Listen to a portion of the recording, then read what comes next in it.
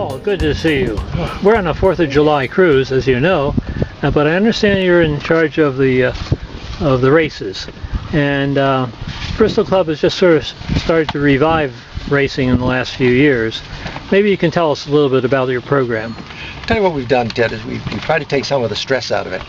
And what we do is there's kind of two types of races that we do. One is point to point, and that works out pretty well. We try to keep it that the races don't go more than 2 hours. And the other thing is we'll have races that are closer in, but we still will use regular marks. We don't go out and set marks. We use existing marks, and we try to be very careful about it to make sure that there's adequate water around them. But one of the things that we think really makes the program successful is that we don't use the standard racing start. And you allow people to start within a half-hour time frame. Well, how do you work that? How's that?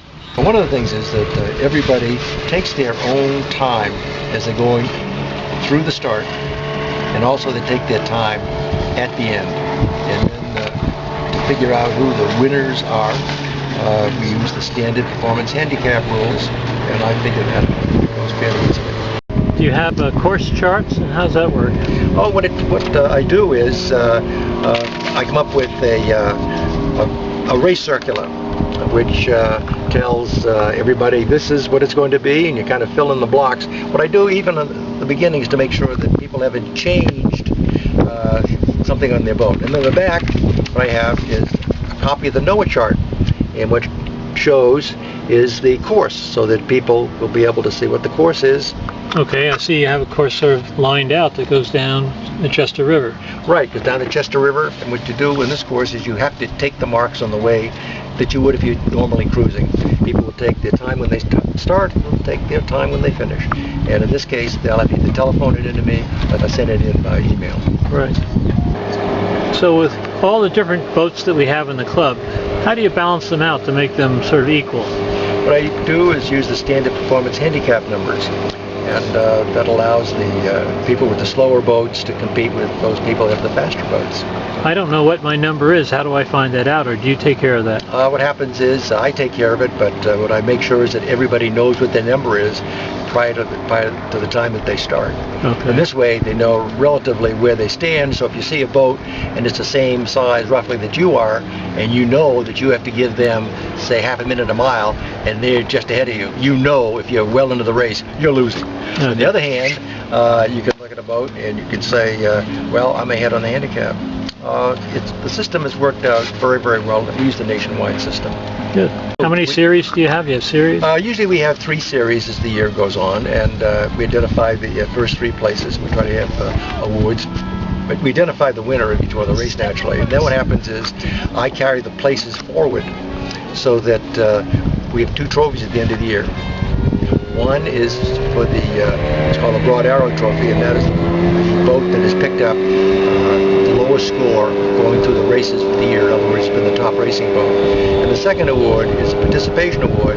It's the boat that has been in the most races and it has beaten the most other boats. Okay. And it works out very well. In other words, 2 different classes of people have been very successful.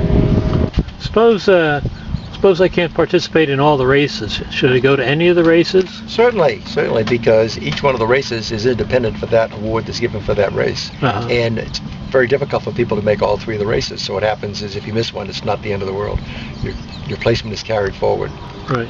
In fact, we've had this program going for a couple of years now, and the first year that we had it going, we had people stretched out literally for miles. Quite a few of the people couldn't come close to their handicap. And there's nothing like a little competition, because last year we had a bunch of boats that came in awful close. In fact, we had 2 races where a boat was less than 30 seconds from another boat, and that is pretty close, where it wouldn't have happened initially. It's been noticeable, particularly since we had some people that they would move up from a smaller boat into a larger boat.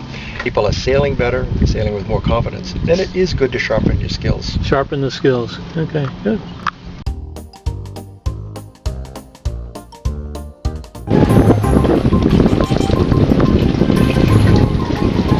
Moving right along.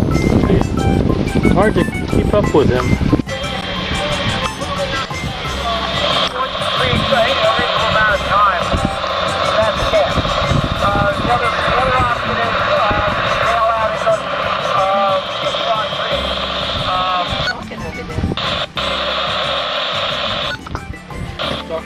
somebody on his cell phone. Close race.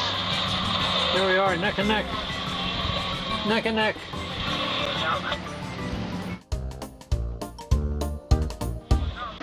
There were 5 boats started and 3 boats finished. If you had allowed us to pick the finish point, we would have been fine.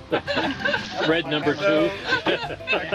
Hand one down before you go into rock hall. The wind died? The wind died? Wind died. Well, we Oh, wow. right. So you just said... Seascape elapsed time, 362 minutes.